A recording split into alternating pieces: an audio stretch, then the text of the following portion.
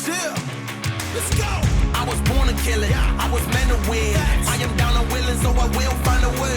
It took a minute, now it didn't happen right away. When it got hot in the kitchen, you decide to stay. We blow the house down. Welcome back to the Viking Champions podcast, and today we are joined by Joe Pask, who is a Team GB shooter, and he is also a champion shot for PRS UK and a Leopold sponsored shooter. Welcome, Joe.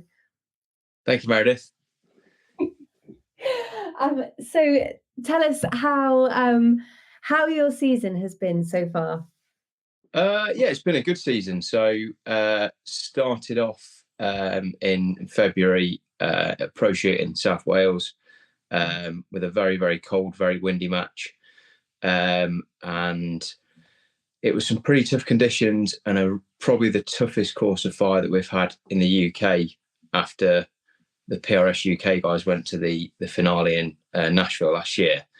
They brought back quite a few ideas from the States and pretty much gave everything a go at once, and by their own admission probably pushed the boat out a little bit too far. It was pretty tough on new shooters. Conditions were tough as well. But managed to knock it down and win that one after a pretty close battle on day two.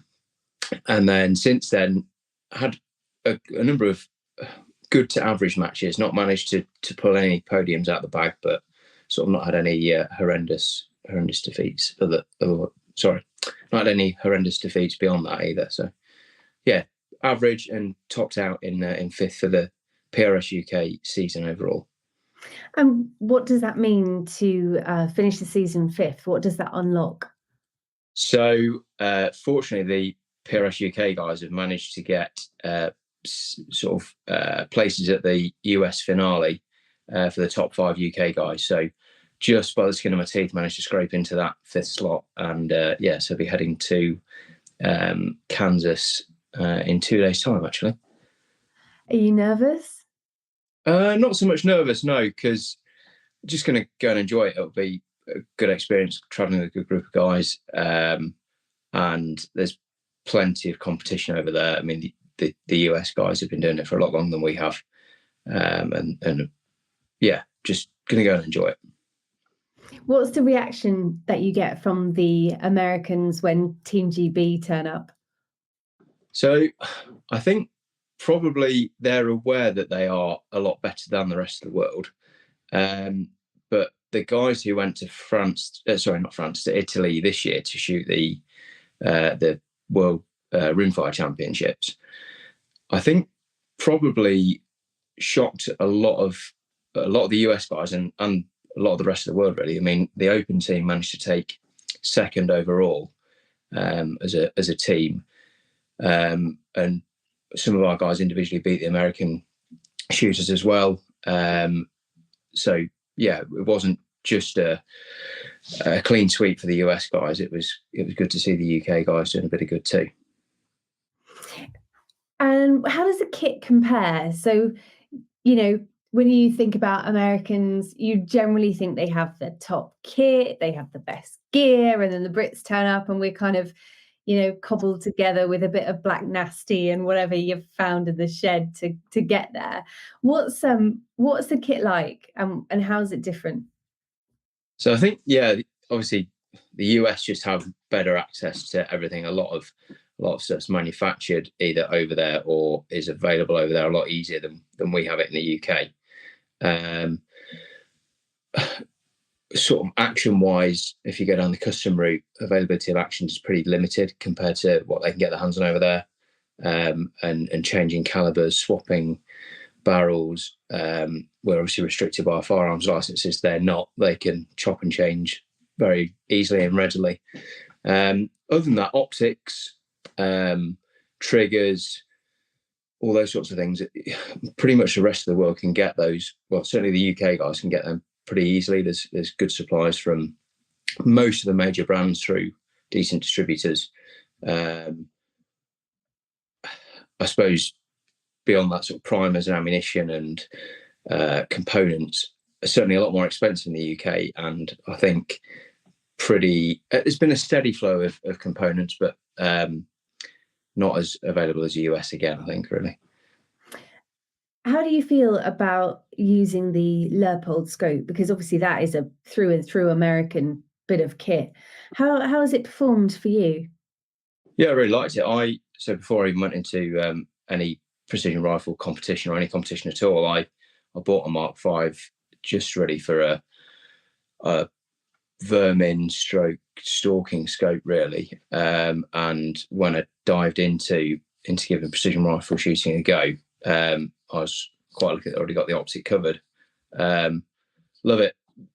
Shot a couple of, or used a couple of other scopes, looked through other manufacturers and other people's scopes, and I love the reticle. Well, I suppose I'm familiar with it and comfortable with it, and it's never let me down. So I certainly don't have any reason to change. You mentioned there that you did varmint control. How did you end up getting into PRS? Social media, to be honest with you. Just saw it on Facebook, and it looked cool. I guess it was sort of similar to deer stalking and fox shooting and things like that, or similar as target shooting can be. It wasn't sort of laid prone on a range shooting at paper. It was ringing steel and shooting off props and gate posts and car bonnets and things like that, which I've sort of been used to. What made you, because I guess some people might think, well, you go stalking, deer hunting, you're coming away with food for the fork. And so what do you get from PRS that's different? That's kind of ticking a box or filling a gap that you don't get when you're from deer hunting? I suppose there's a community aspect of it. I suppose you sort of go there to shoot with a group of very like-minded people. I mean, most of the guys who are shooting precision rifle have come from a fox shooting, deer stalking, rabbit shooting background, along with some target shooters as well. So everyone's quite like-minded. It's a very welcoming community, and it's just like going away for a weekend with your mates. Really, it's just good fun. And then I think the addiction of shooting seal at long range is, well, it's very addictive.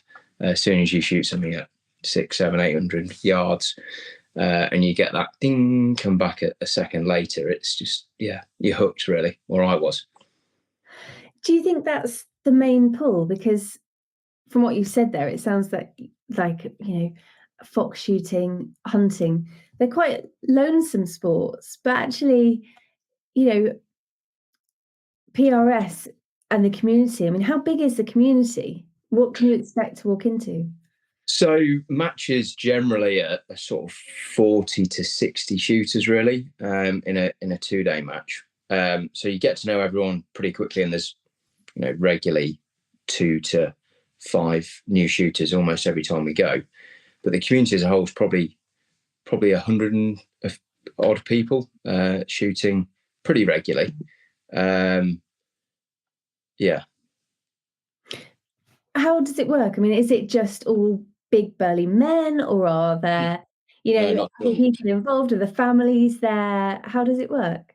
Yes, there's a real mixture of people, from younger shooters, lady shooters, couples there. There's also Laura and Ben Wood, who are a couple who both got into precision rifle, and certainly in the last 2 years, maybe even 18 months, and they bring their little son Louis along. He first came to the range at like 6 weeks old with them. So yeah, a real mixture of old and young, and ladies and guys as well giving it a go, and a mixture of physiques, from not probably particularly active people to real active guys as well. What do you need to get started? So if someone is listening to this and they think that sounds like something I need in my life, because it actually does, it sounds really fun and you get to meet people and you're active, where do they even start? So really all you need is a rifle that's capable of shooting 500 to 600 meters, and a scope that's dialable, and then ammunition that's capable of shooting that distance as well, and the dope for that ammunition. Everything beyond that, really, you can beg, borrow and steal off people. I mean, said before, it's really welcoming community. If you say, "Oh, I haven't got a bag," or "Can I borrow your tripod?" or "Can I borrow anything?" you get like 3 or 4 people throwing things at you to lend kit. So yeah, as long as you've got a rifle that's capable of shooting the distance, ammunition and the dope for that rifle, and a scope that's dialable, you're good. How much is that kit going to set you back, or a starter kit? Plus, I guess it's a difficult one, really. I suppose it depends how deep into the rabbit hole you go and what you've got already. I mean, if you've got a stalking rifle that's got, say, something like a 6.5 Creedmoor in a factory setup with a scope that could be anywhere from, say, £500 to £600 all the way through to £4,000 premium optics. You could do it on a budget with a £800 factory rifle and a £500 to £800 scope as well, just to get you started, and then you can dive into the rabbit hole after your first match and spend thousands. Did you ever envisage that you would get so hooked you'd end up, flying abroad to compete? I mean, it must be a completely different life in a relatively short amount of time. Yeah, no, I didn't, to be honest with you. No, it is addictive. That's the only real way to describe it. No, not at all. But still enjoy my lonesome deer stalking and fox shooting and things like that as well. It's not completely taken over. So when did you decide I'm going to pick up PRS, and how long was it between starting it up and actually then qualifying for, to travel to France, to the States, and winning competitions?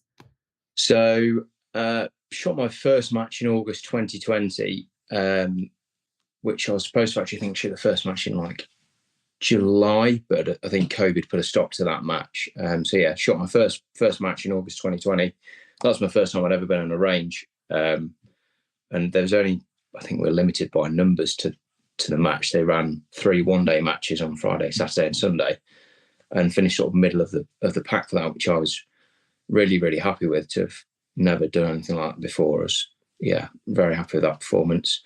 And then shot a small match a couple of months later, and then went up to Scotland to shoot a Send It series match at Gardener's Guns, and I actually came third in that match, and that was my first podium finish. And at that point, I then sort of deep dove into chasing kit. I think really, I had a sort of stalking rifle set up, and a nice stalking rifle, but it wasn't a full race rig. And it was really at that point I then decided for 2021 I was going to try and compete a bit better, and bought a chassis, had the barrel change and things like that.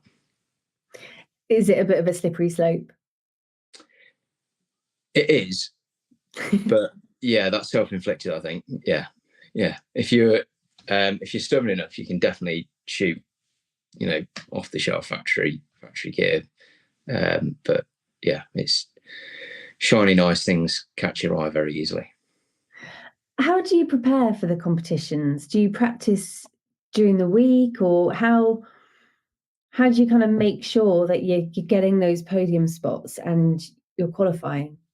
I think, to be honest, that's a reason I've probably slipped a little bit this year. I just haven't really had much time to practice between matches, or haven't made time to practice maybe between matches so much as I did previous years. You should do, well, you can do dry firing, so it's a case of setting up a prop at home and just having no ammunition, just cycling the bolt and practicing with dry fire effectively. But my practice has really been the next match. I've been pretty rubbish this year in practicing between matches, and I think that's probably why things have just slipped a little bit, to be honest. What do you do for your in your day job or normal life? So I work for a company that builds sports surfaces. So our summer period is extremely busy, and that tends to be where most of our matches are. They run generally from February to October is the season. So yeah, started off well in February when I was a bit quieter, and work seemed to have taken over a little bit, but also guilty of not making time to practice as well. Could you ever see yourself going full time or PRS becoming big enough in the UK to sustain itself as a mainstream competitive sport?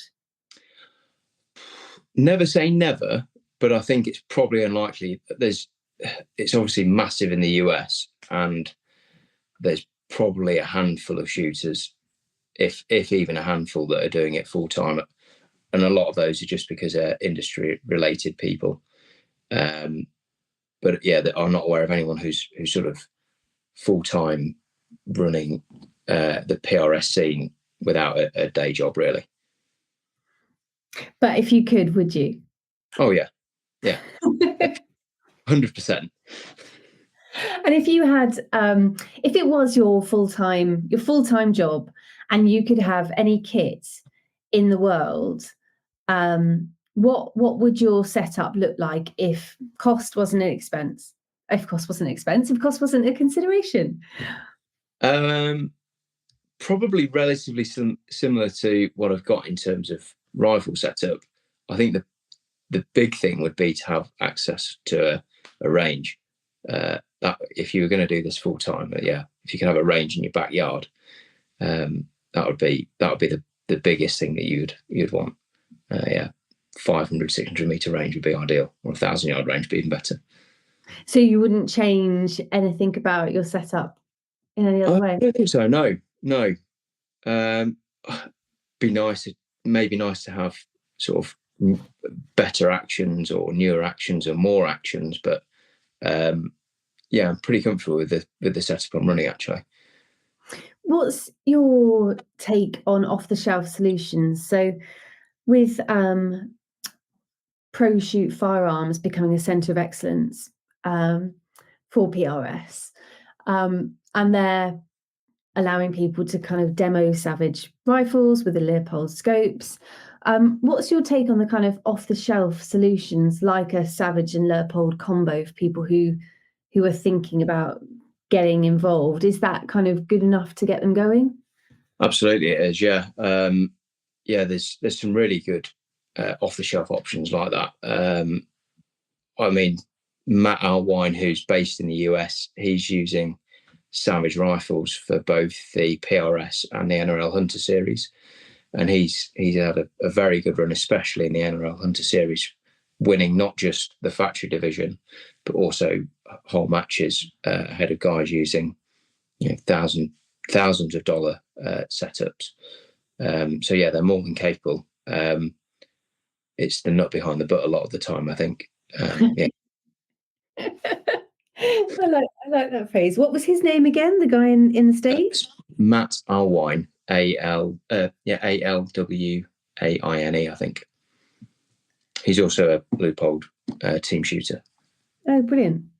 I'll have a look out for him, because that's really interesting. I think being able to, have one tool that is multi-purpose, that you can take it out for whatever need, makes so much sense, especially in the UK when, it's hard enough to get a license, and then, all the rigmarole about storing and carriage of arms, and actually just making it easy seems to make sense. 100%, and getting more firearms for various different formats of precision rifle shooting. It's more difficult than just having one off-the-shelf solution, isn't it? I suppose. Yeah. How hard was it for you to get your license? And have you had to go through the renewal process or anything like that, or changes? Yeah, so I've had a firearms certificate for about 12 years now, and gone through a couple of renewals. I was fortunate enough to have all the firearms I've got based off vermin shooting and deer stalking, so I've not actually had to get any extra firearms to target shoot. I think probably arguably easier to get them for target shooting once you've got a good reason. The challenge is many forces aren't even aware of what precision rifle shooting is yet. It's quite a new sport in the UK, so asking for a rifle to go and shoot precision rifle, not just at a club that you're registered at, is maybe a bit of a challenge. But Sorry, that was a rubbish answer to that. No, it wasn't. So it's been fairly straightforward for you. Fairly straightforward for me, yeah. Quite fortunate I'd already got a good reason for the rifles in terms of stalking and fox shooting, really. And what's your take on ammunition and changes to the use of lead in shooting? How could that affect PRS?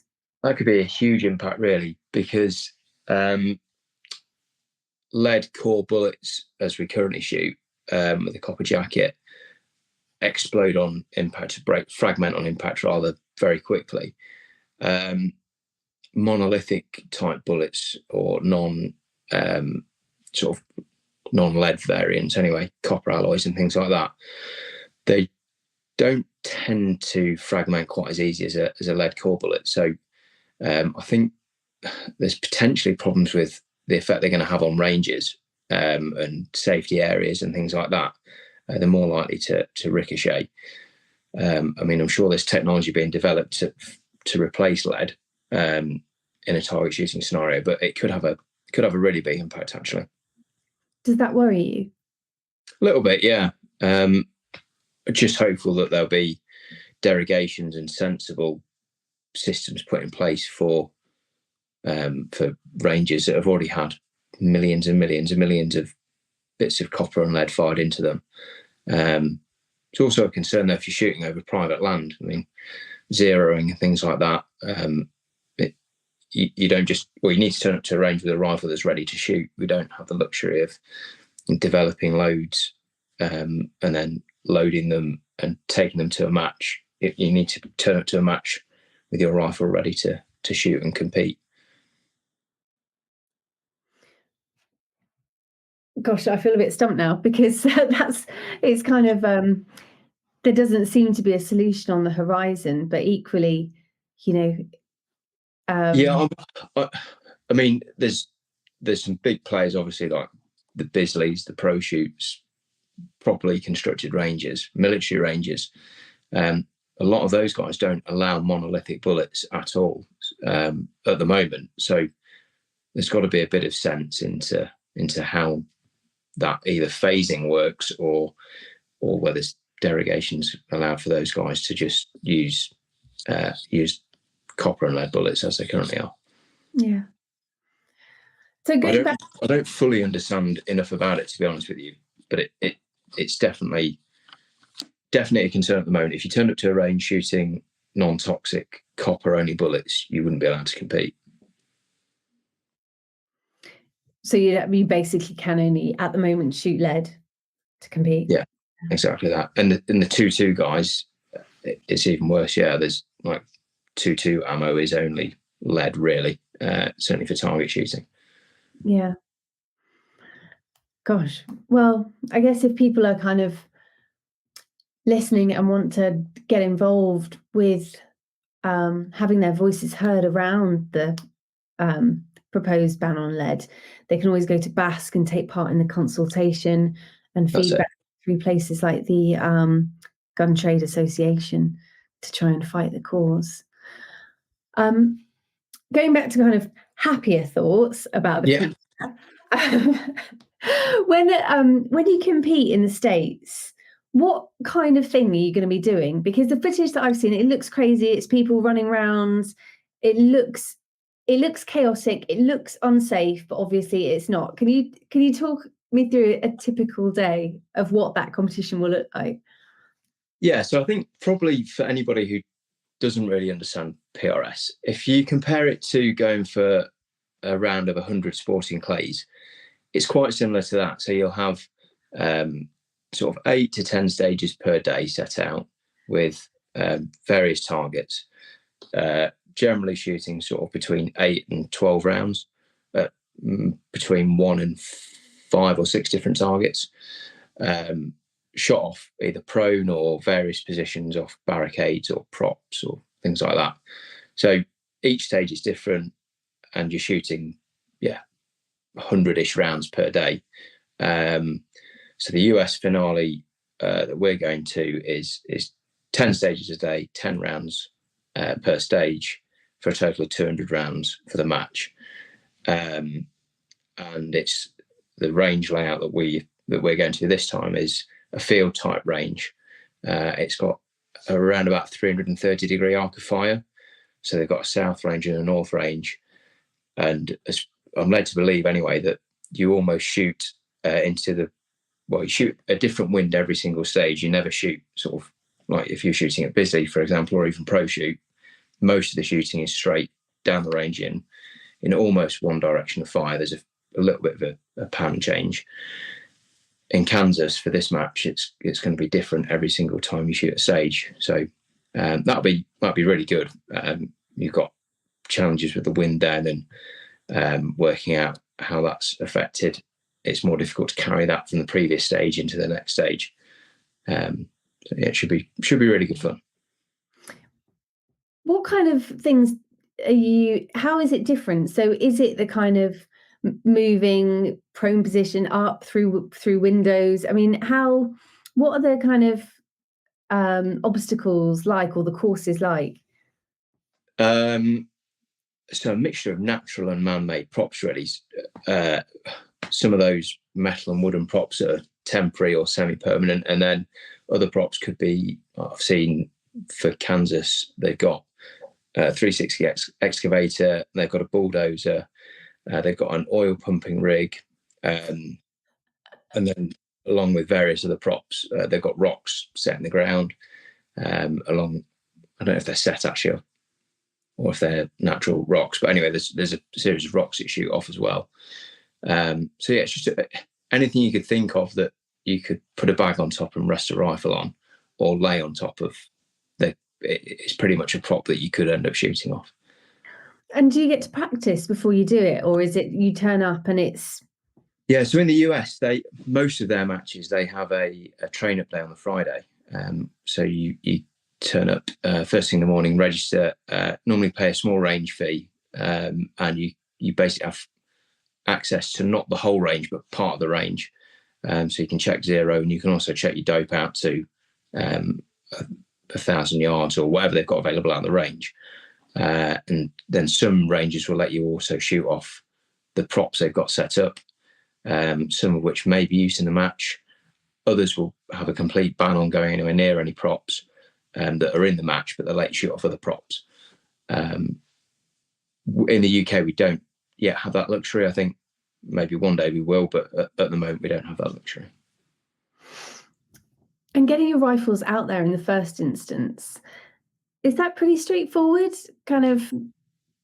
Yeah, it's actually really, really straightforward. So the only requirement to get into the US with your firearms is that you've got an invitation to either hunt or compete. So we had an invitation letter sent for the competition about 3 months ago now. Sent off our invitation letter along with an ATF form back to the US government, and within 6 days I got mine back signed, authorised for me to then travel into the States, and that's actually a year-long open ticket, so I can travel in and out of the States with my firearms for a whole year. That's amazing. Do you think could you ever envisage the UK hosting Americans from Kansas in wet and windy Wales at any stage to see how they? I would like to think so. Yeah, we had this year actually. We've had quite a lot of international shooters come over. So we had 3 Canadian shooters come over in February. The guys from MDT, and then various other points throughout the season. We've had guys from Germany, Belgium, Norway, Italy, Germany. So yeah, I think at one shoot and the Irish as well. Sorry, at one shoot we had I think 13 international shooters, which was great to see. So hopefully, yeah, at some point we'll get some of the US guys over too. That's amazing. And how did they? What did they think? What was their feedback?